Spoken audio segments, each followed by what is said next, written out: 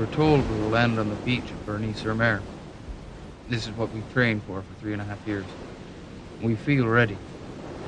But we can't stop, even if our best friend is hit. There is no surviving the beach unless we overrun the enemy's defenses, and to do that, we have to run like a bat out of hell straight at them.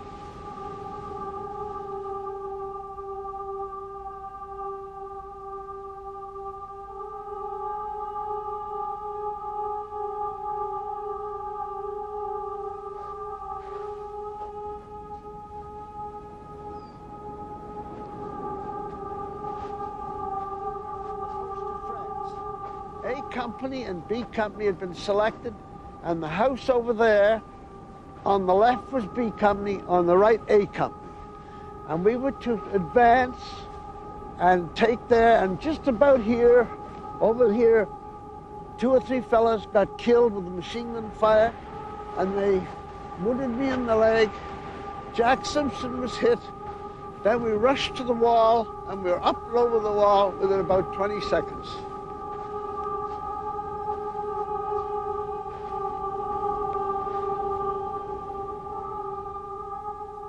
When we were 18 to 20, we were just young men like you. We used to have a rink. We used to clean the rink, play hockey. We used to go to dances. We'd do same things that we shouldn't do. We'd go for a few drinks, but they were never really any different than the young people today. You were no different than we were.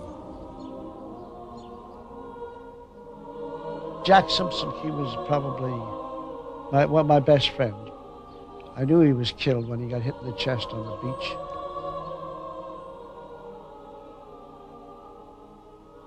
And Stock came over one day, he says, "I love you, Charlie."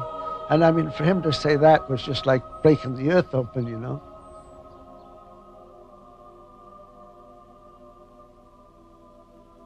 I think Catling was hit on the beach first, and then he was hit again on the railway. When Clarence told us he was being sent overseas, we all went down to the train station to see him off. He hugged and kissed each one of us boys, and of course Mom and Dad, and the whole family was there to see him get on the train. He looked at each one of us and he said, "Well, take a good look at me because you won't see me no more. I won't be coming back."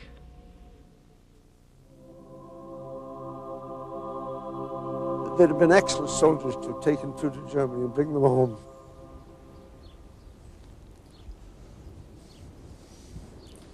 But they were kind of all special to me.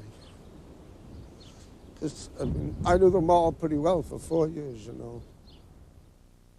We tend to make the Normandy invasion too much of a game about generals and a game about an exercise almost in military valor. We've got to remember its purpose. Now, I'm not saying the young men who landed in 1944 all had studied enough civics to be able to give you a detailed view of the rise of the Third Reich and of the danger that it presented to the world. But all of them would have been able to express their view in terms of Hitler has to be stopped. We can't let the world be run by those Nazi thugs.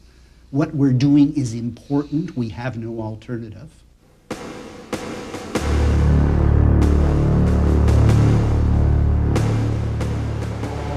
During training in England and Scotland, when A Company reached the beach, we all formed up under section and platoon commanders. Very neat, but we never practiced what we'd do if our officers and NCOs were killed or wounded and out of action. We are assault troops, and proud that when we attack, A and B companies have been chosen to lead the rest ashore, commanded by 2 brothers, Majors Elliot and Charles Dalton.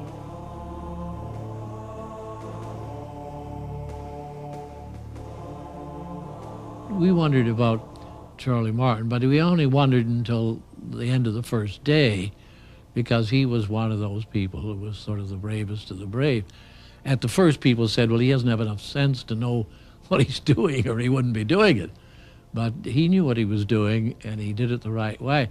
But he was a very, very brave man. He looked terrible. I mean, the company sergeant major is supposed to be the absolute acme of, next to the regimental sergeant major, the best-looking person. He had things tied on him and so on. But he was just one of those people that had a job to do, and he figured, well, I guess I better get on and do it. And he did, and he survived. Yes. I thought if he lasted 6 months, it'd be a miracle. Somebody asked me what kind of soldier I was. I said, well, not very good, but I could add a little color to it. I guess that would be fine. Yeah? I went my own way, I guess, that you could tell me what to do, and if I didn't like it, I did it my way. And that doesn't sound very like a good soldier, does it?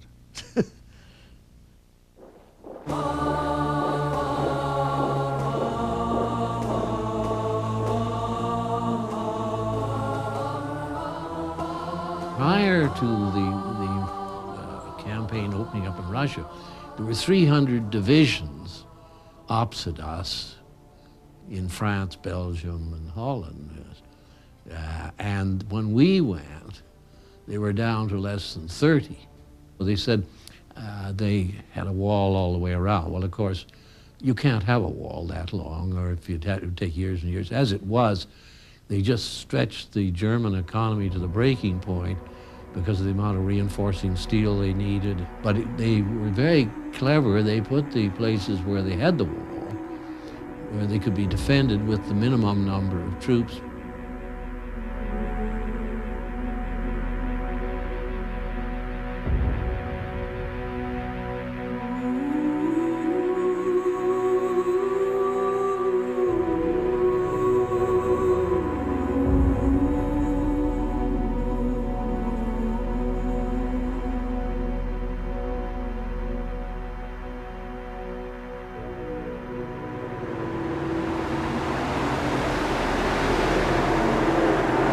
I suppose the whole of Europe was at stake because the feeling was that if the Russians were beaten, or even had to get a peace of some kind, there would be nothing to stop Hitler gobbling up all the rest of Europe and possibly, given time, the rest of the world. So that I think the average Canadian, certainly in my company anyway, felt that we were fighting an evil thing, and that decent people wouldn't tolerate it. It'd go so far, but the time had come when, as one of my men said to me, I didn't come 3,000 miles to be left out of battle. The Allies had been very fearful of the cross-channel assault. They'd been fearful of it because Churchill in particular believed that it might turn into a disaster, and he would wake up at night in a cold sweat, dreaming of blood running in the English Channel, a repulse on a Dieppe scale, but much, much more large, much more intense.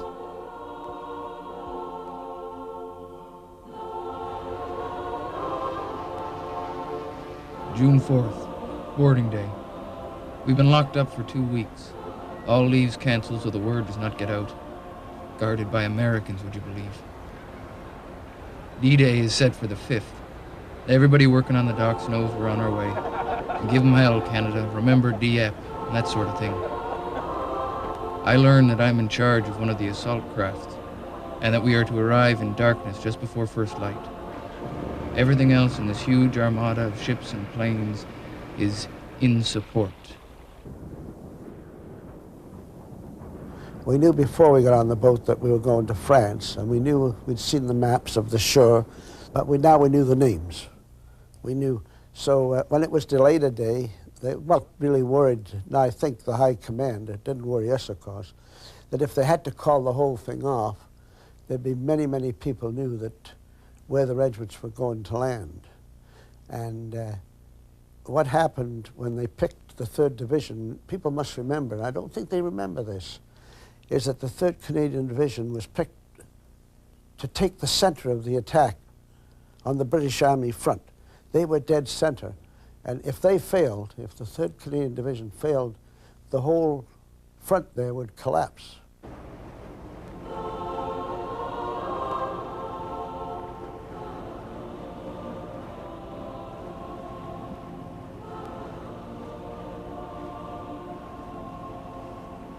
I turned to my brother and said, well, good luck, I'll see you tonight.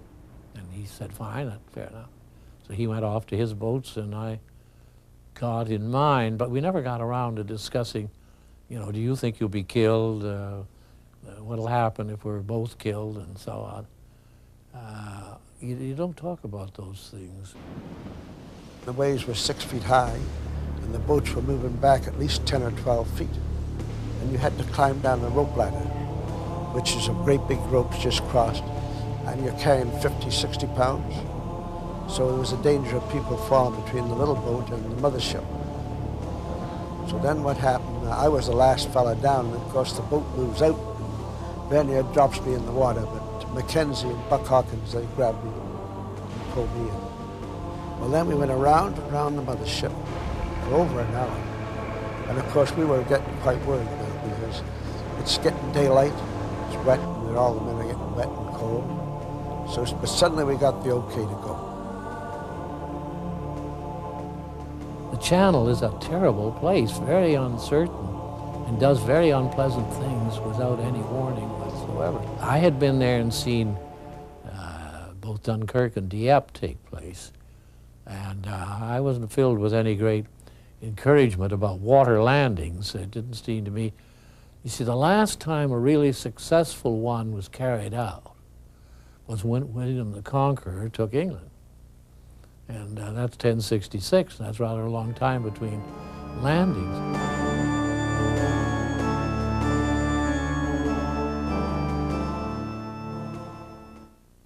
If you look at the battlefield with a fine grain, if you look from the bottom up instead of the top down, you find that as soon as the battle begins, the plan falls apart. The friction of war takes over, and the fog of war takes over. And in Charlie Martin's story, we see clearly how a company sergeant major, isolated with a small group of men, still has both the courage, which I don't want to denigrate, but in addition to the courage, the sense of purpose and the morale, instead of digging in and going to ground and waiting for someone else to do it, in fact to take on the task that has to be taken on. It starts to get light behind us as we turn south towards France, 5 miles away.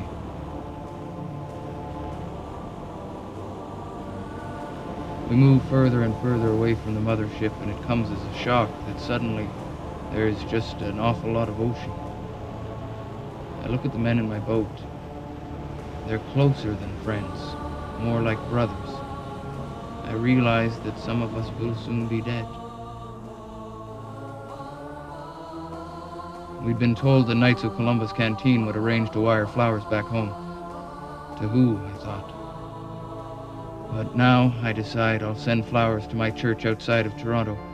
Whenever anyone in A Company dies, so Canon Banks can say a prayer. I feel better. At dawn, we see the French coast and the town of Berny-sur-Mer. It shouldn't look as quiet as it does. It was supposed to have been shelled by our guns. But all is still and peaceful.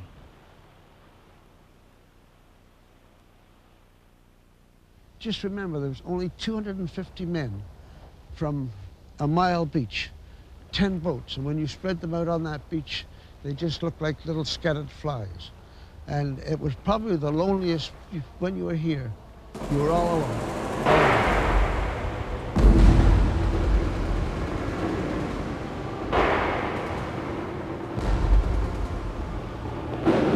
The first battle, you don't have the same type of fear as you do the second one, because this is the first time we've seen somebody shot. It was the first time we've seen somebody killed. And I don't think it hits you till a little while afterwards. Anyone that says he wasn't afraid is a bloody liar, because although I wasn't shaking or anything like this, I had fear and that the first time I step on the beach, that would be it. It would be all over. There was a lot of tension on the boat, sort of not knowing what was ahead of us, you know. We referred to it as the BB, the bloodbath, as we got joking around the barracks. Somebody would say, wait till the old BB comes along, you'll find out, you know. And people not able to eat their breakfast, a lot of them. And the seas was rough. I know in all the training I had, I was never seasick until that day. And I was so sick that day I wasn't worried about anything. We were young and foolish. You know what the kids are today, the young people in their late teens, early 20s? You may think they're irresponsible. So are we. We had both angels and devils with us, but we were kids. And kids don't get afraid. They don't become frightened. We were invincible. We were invincible in our minds.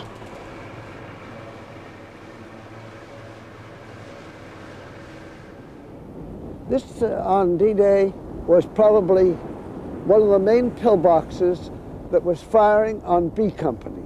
This particular company, this particular pillbox here, had a heavy machine gun and was firing up the beach, and it fired and probably caused about 50% of the casualties of B Company.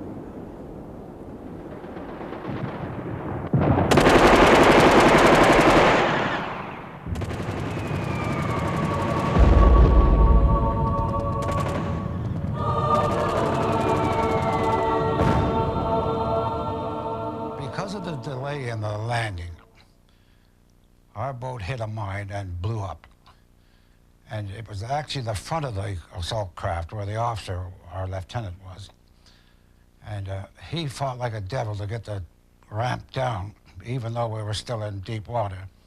And I turned to one of the tallest men in my platoon and said to him, "Here, you leap overboard and see how deep it is." No hesitation whatsoever, away he went. And it came up to about his chest. So I just shouted, "All right, fellas, let's go." And away we all went, scrambled over, up about chest deep. Some of the shorter men were more, the water was more likely up to their neck. But we all got to the beach and we were soaking wet. And some of the fellas got hit on the run into the beach.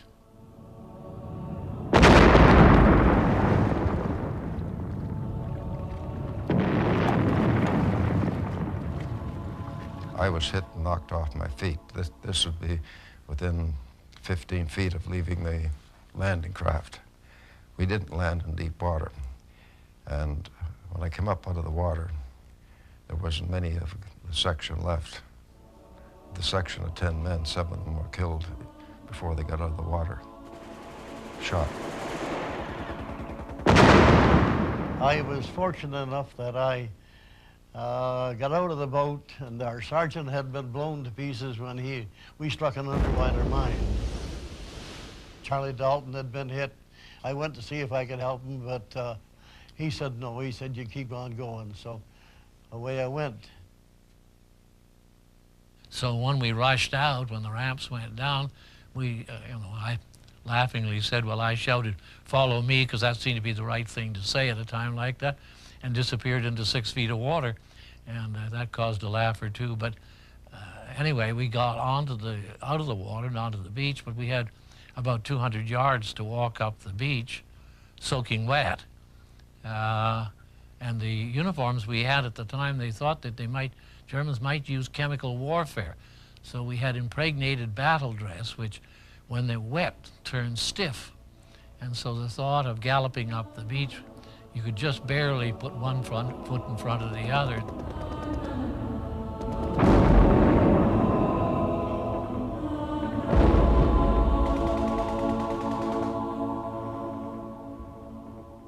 I watched my sergeant, a Jewish lad, Freddie Harris, first out of our craft, never got out of the water. Johnny Gibson, my corporal, never got out of the water. Fred Eamon, rifleman, never got out of the water. Ted Westerby, never got out of the water. John Kirkland, Boynton, neither one of them got out of the water.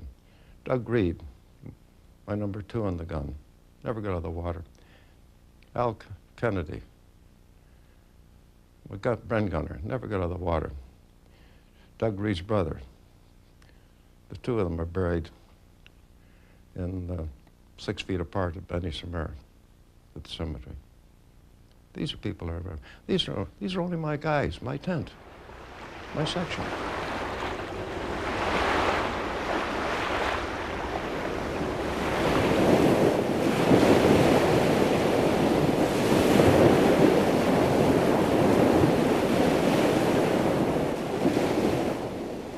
particular house there on there, when we were looking at the aerial photographs and the maps, we were told that was the railway station, where in fact the railway station is just behind that. But this was our objective for our company, a company.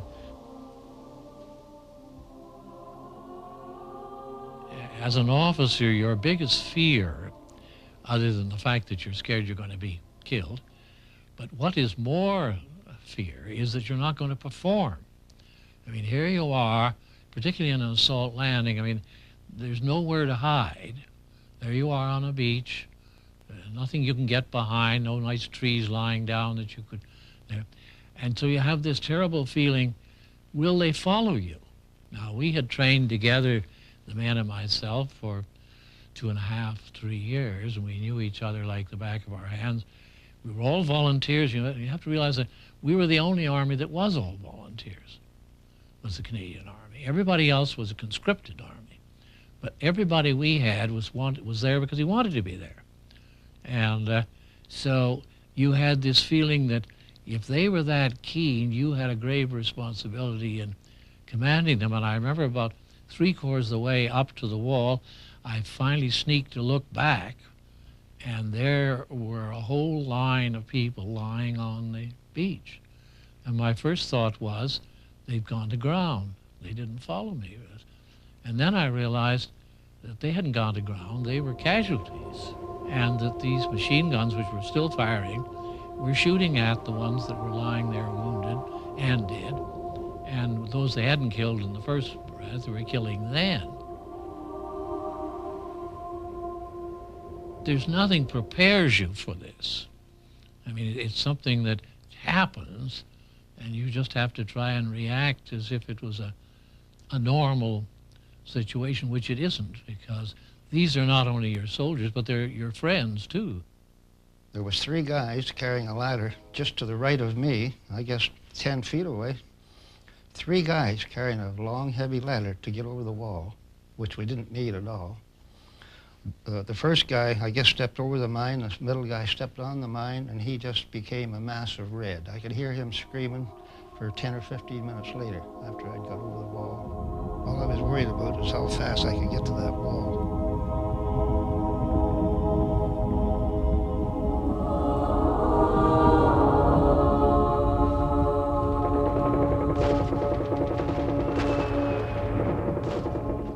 What they drilled at us, don't stop for your wounded. Seemingly, this is one of the things that happened at Dieppe. They stopped on the beach, and you stopped to help someone. You got it too. They told us it wasn't our job to help your wounded pals. You were to leave them. Medical people will look after them. Which makes sense. Think about it. I think the very first time that I really realized how bad it was, Corporal Dainty was between me and the wall, and all of a sudden I heard bullets hitting him. But then when I went along the beach, it was absolute carnage. It's unbelievable. There were people dead in all different positions, and there were some who were just barely alive, and they were just getting to them with the stretcher bearers and starting to give them morphine and fix up what they could and get them ready to evacuate. Kill or be killed. And oh my goodness, is that ever so true? Because unlike the other arms of the service, the Air Force or the artillery, you don't see the enemy.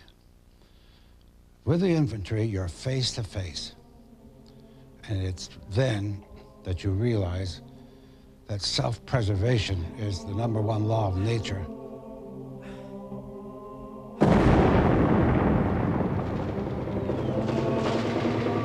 I was in a trench that we dug, and I come from a fairly religious family, and we followed the 10 Commandments, and my mother and father made sure we did, and we were a well-disciplined family.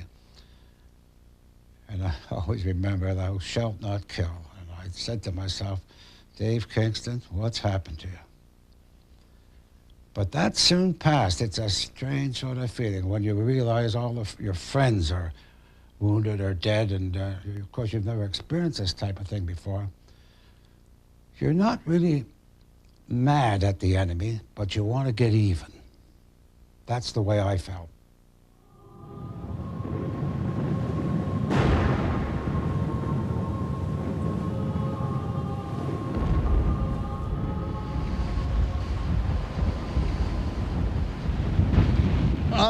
When we landed out in the water, we had to run from the water to the wall. And this wall was about up to this high, about 6 feet. And Jack Simpson got killed right beside me down by the beach, or he was badly wounded. So when I got to the wall, I was over the wall in one leap, and at the top of this wall at that time was a little bit of barbed wire, not very much. And then on the other side was a railway that was about 36 inches wide. And the enemy from way down there had a machine gun trained right down the beach. And it was machine gunning down there. I went right straight for the wall. And I got under, there was a concave wall like this, and he couldn't bring his guns down low enough after I got up underneath the wall. And then a young officer threw a couple of grenades in through the parapet that killed the men who were in the German bunker.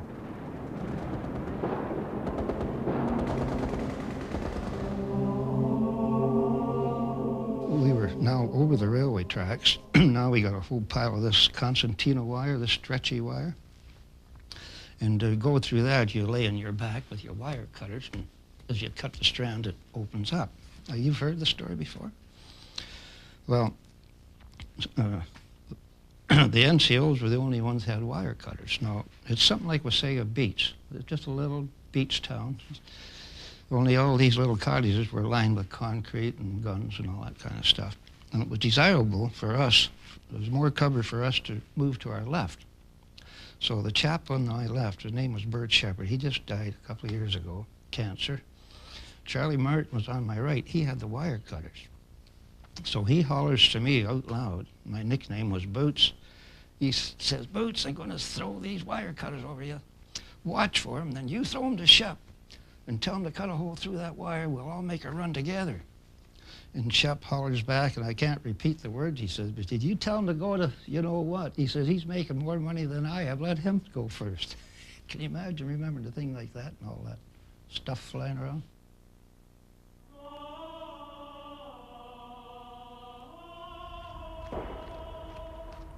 Once through the wire and past a minefield, we enter Berny-sur-Mer as liberators. Enemy resistance seems to consist mainly of snipers, but we can't find them until they fire on us. Elle les a vus à 3 heures. Oui, mais moi j'ai pas vu ça. Ben, et je vais vous dire, j'ai pas pu les voir. Moi, je les ai vus drôlement parce que j'étais malade cette journée-là. J'étais malade pendant, ça faisait 8 jours que j'étais au lit. Donc vous avez pas pu les voir. J'étais dans ma chambre. C'est quand j'ai entendu du bruit, j'ai entendu le char passer. C'est comme ça que je me suis levé. Et je les féliciterai. Parce que bon, ben, il avait du courage. Hein, c'était des jeunes. Hein.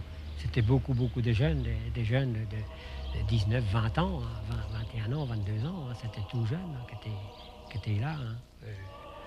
Je vois encore le soir même du 6 juin, un Canadien arrivait, un jeune Canadien arrivait et dit auriez-vous, il demande à ma mère, parce que mon père était prisonnier, auriez-vous un peu de bois pour faire une croix à mon frère qui a été enterré, que ma mère a entretenu la tombe pendant jusqu'à qu'il les enlève, si vous voulez. Vous savez, j'ai certainement peut-être donné le sacrement des malades à des protestants, si fort possible. Vous savez, quand vous n'avez qu'une carte avec un gars qui ne peut plus parler, ben, vous faites... Alors, le bon Dieu fait le reste. Bon, vous faites ce que vous pouvez, le bon Dieu fait le reste. Qui est très précis. L'un a dit à ma sœur, je crois que c'est à ma sœur, je ne suis pas certain que ce soit à moi. L'un a dit à ma sœur, surtout quand mes parents viendront, comme je vous ai dit, dites-lui que je n'ai pas souffert. Dites-leur que je n'ai pas souffert.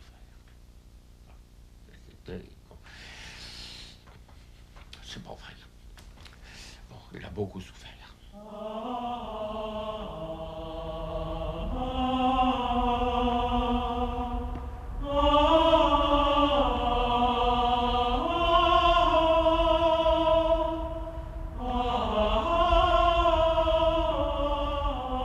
never saw one civilian from the beach until, indeed, I never saw one civilian. I've heard people talk about people on bicycles, but the advance company, what really happens with the advance company, there are bullets flying around, and they all stay hidden until we've gone through. Then the next wave, or the third wave, they come out to speak to the people that are coming behind.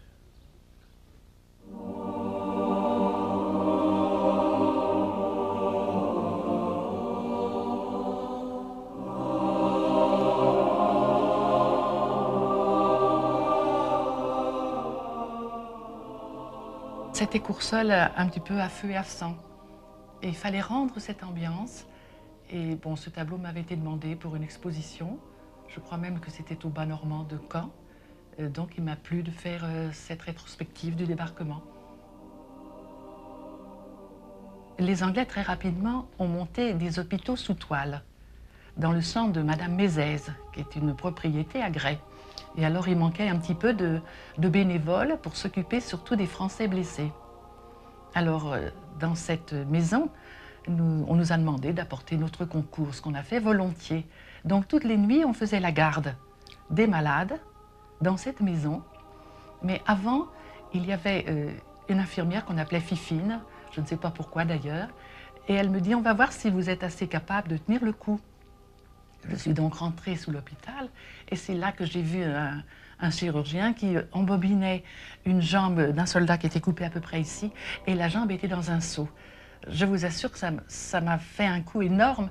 J'ai pas voulu broncher parce que je me suis dit si on a besoin de moi, il faut aider. À ce moment-là, on ne pense pas beaucoup à soi, on pense aux autres. Et donc c'est comme ça que je suis devenue infirmière bénévole. Je vous raconte l'anecdote. Lorsque je suis sorti, il y avait donc un soldat qui passait. Et il m'a parlé avec son accent canadien, que j'aime beaucoup, parce que ça me rappelle un peu quelques parler normand. Il m'a demandé à boire, avez-vous à boire? Alors là, c'était ma stupéfaction, parce que je n'avais jamais vu de soldat canadien. Je croyais que c'était un Anglais, il me parlait français. Et alors c'est là qu'il y a eu quelque chose qui s'est passé entre lui et moi. Je ne peux pas vous le définir parce que c'est une impression personnelle de ce jeune qui avait mon âge, qui a pris ma place, qui était volontaire, qui venait du Canada et qui partait à ma place. Et je vois son regard, je le vois encore. Je le vois encore monter au front. Et au fond, la libération, c'était ça. C'était son sang, peut-être qu'il a perdu après, et moi qui avais son âge, j'aurais pu être à sa place. C'est pour ça que, pour les Canadiens, j'ai un respect vraiment du fond du cœur. Et je ne saurais jamais trop, quand vous allez retourner au Canada, il faut leur dire, dites-leur qu'il y en a encore qui pensent à eux, qui pensent à leurs fils, à leurs parents, à leur famille.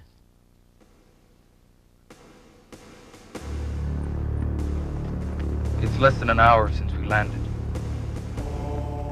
All the NCOs in our boat are dead, so I asked Jimmy Sackfield to take a section behind the houses while the rest of us go down the road. We've advanced about 400 yards, about 375, 400 yards from the beach, and we're still moving very rapidly. We've only been about 12 or 14 minutes getting here off the beach, through the barbed wire, across the minefield, and we'd advanced down to the bend here. And of course, as soon as we got to the bend here, we could see the church. And we expected a fair amount of fire from the church. Right here, we got one burst of fire from a little bit on the left from the window. Just before we got to the house on the left here, and a sniper or some kind of rifleman was firing at us. And he fired one shot and then he disappeared. And just shortly after, the machine gun opened up was somewhere in the area just by the church. And they fired two bursts down the road, and then they came running out with their hands up. There was probably I think there was 4 of them.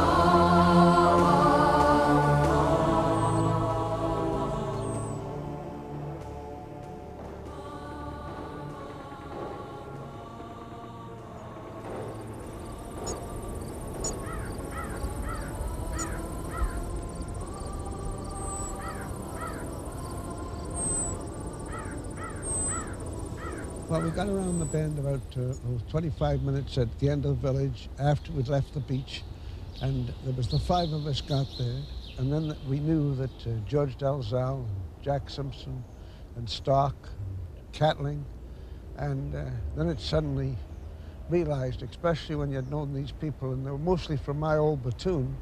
I'd known them all for 4 years, and I just went behind the stone wall. I couldn't help but cry.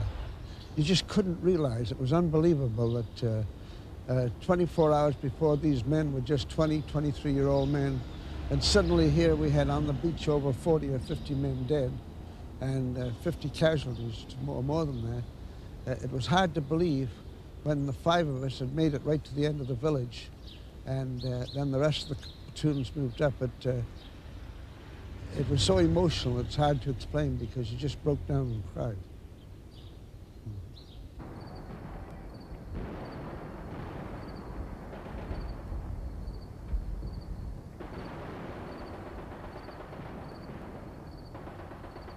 Even after dark, D-Day is still not over for us. Just before midnight, there are shouts and machine gun fire. An enemy patrol infiltrates our position. It's our first night fighting. The enemy knows where we are, but we don't know who's the enemy and who's not.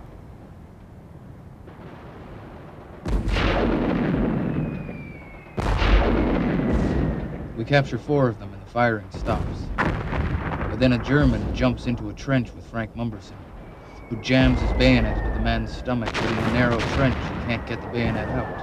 And they're both yelling like crazy.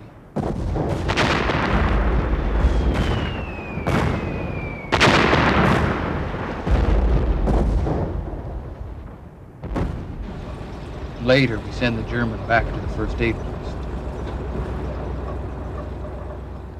We found these fellas, McLaughlin and Crawford and 6 other fellas shot there. And, they had been wounded and they just shot them right behind the ear. Well, I was very upset about that, and I said, well, if that's the way they want it, we won't take prisoners, automatically. Well, lo and behold, we took some prisoners the next day. And do you think you could shoot them? No way. And I can tell you, I tried. I was still, as you say, very emotionally and upset about that. I thought, well, but I couldn't do it.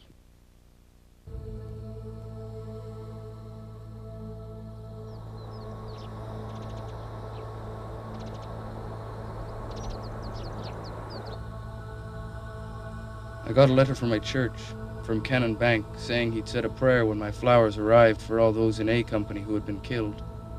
He reads my letters aloud in church. The letters we get tell us we're in the thoughts of the people back home. I want them to know they're in our thoughts too. No other Allied troops have been away for as long as we have, and that makes us think of home a whole lot more.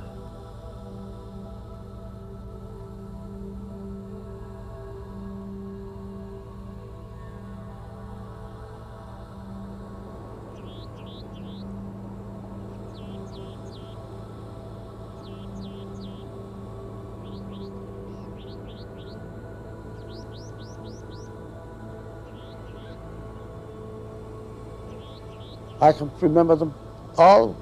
I can remember every one of them very clearly, but I can remember more than that.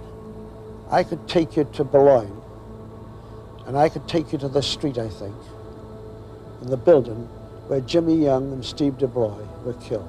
They were both D-Day veterans, landed on D-Day. I could draw a sketch just how they lay there. I could just see them as if I was looking at a photograph.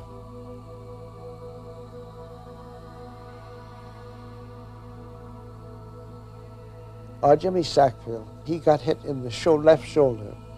He was wounded, very bad, and we thought we'd saved him. We gave him 2 shots of morphine, but he died of wounds. Our Jimmy Young, he was unbelievable, Jimmy was. He did a road job at Carpiquet. He helped me carry the 51st Division wounded off when Germany was wounded.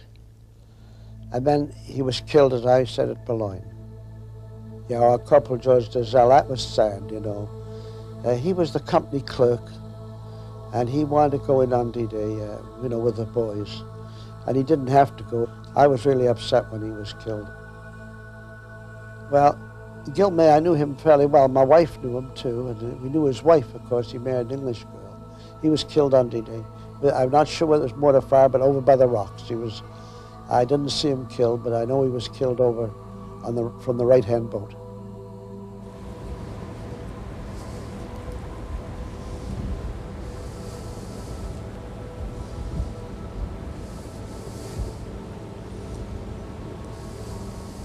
That is Buck Hawkins.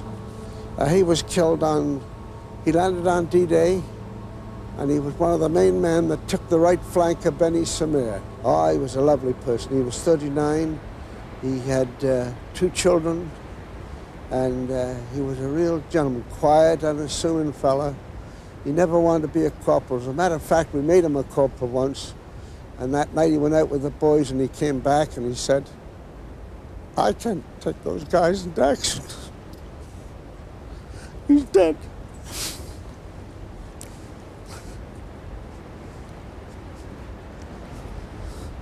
But he was a wonderful guy. He looked after the boys like, you know, he was a daddy for everybody, you know, including me.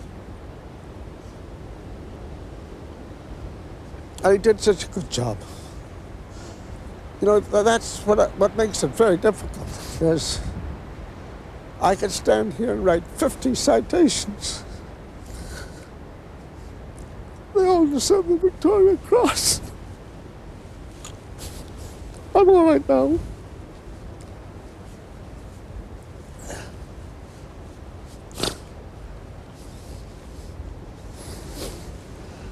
But he loved his family and his country. And he gave everything for his country. But he was one of many, you know. There was hundreds and thousands of them died.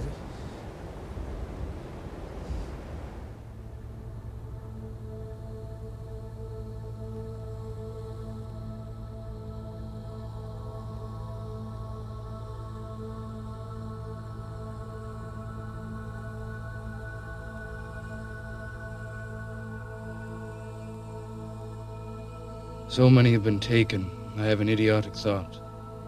Why is it done this way? 4 years of training and living together with a common purpose. Friends who are like brothers.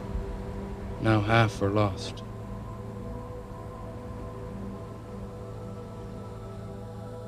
Why didn't they just round up any collection of men in uniform and throw them into this slaughter? Why these, when anyone, somebody else, but not these men, could have paid this price? In grief, there is not always good sense. It is one of those times. And yet, in another way, a kind of miracle has happened. The Queen's Own Rifles, 800 of us, despite the painful price, have been successful today. We have no idea how the Americans, the British, or even the other Canadians have fared, but there's a pride in what we've done, although darkened by the terrible losses and the realization that this is only the beginning.